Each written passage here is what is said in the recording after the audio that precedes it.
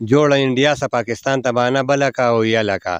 القدس نه یهودي بزي، کشمیر نه د مودي بزي، دا رزل جغدي بزي، اوس مې خبردار کړلې واپس یې د کارګله کا او یله کا.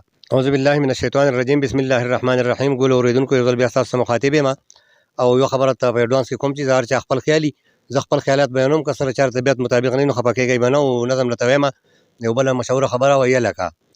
نو وروسته ته تللی بوشه شرمېدلی، اوس به پوهېدلی زور چې د چا نه وي نو فالتو خیالونه سله کا او یله کا. جوړه انډیا سه پاکستان ته بانه بله کا او یله کا. القدس نه یهودي بزي، کشمیر نه د مودي بزي، دا رزل جغدي بزي، اوس مې خبردار کړلې واپس یې د کارګله کا او یله کا. یا امریکې تا ته ویم، ستا انډیا ته ویم، ابه چې د غوا ته ویم، کابل کې رسوا شوي ایران ته لمه چله کا او یله کا.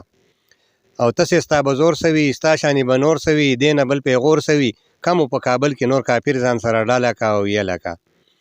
دا پرې د ځوانانو اورئ، نوي هلکانو اورئ، څه وایي قرآن واورئ، څوک وایي چې پیشن کوه سر پرېږده ږیره کله کا او یله کا. نه پرېږدی په ځان نښه، د پښتون ځوان نښه، څه شوه د ایمان نښه، ته د جنکو شانې نخرې په ځان پخپله کا او یله کا. ځي چې بازارونو ته، چینه مارکیټونو ته، ګوره یې سټونو ته، میړه خو یې اجړا د خدایه ښځی په خپو شله کا او یله کا.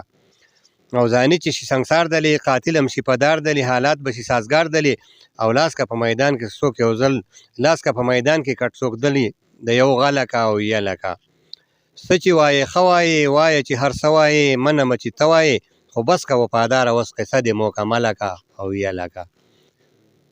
او یو دو شعرونه درته نور ویمه. یو پخوانی شعر دی چې بلبله ووایه بهار درته یادېږي که نه، هغه ښکلا هغه سینګار درته یادېږي که نه، چې زه به ستا په تمه ناست وم ته زما په تمه، هغه د مینې انتظار درته یادېږي که نه، او چې ما به وکتل د ورایه تا به ورو وخندل، خاموشه مینه پټ اقرار درته یادېږي که نه، او په څه بانه به مو د غره د سر سیلونه کول، په څه بانه به مو د غره د سر سیلونه وایه وفادار درته یادېږي که نه. زمونږ وطن جنت نظیر دی بهارونه لري، زمونږ وطن جنت نظیر دی بهارونه لري، ایبټ آباد مري کاغان ښکلي کشمیر ښکلی دی، مونږ د لندن او د پیرس ښکلا ته نه کړېږو، زمونږ د سوات سیمه ښایسته ده او زمونږ دیر ښکلی دی.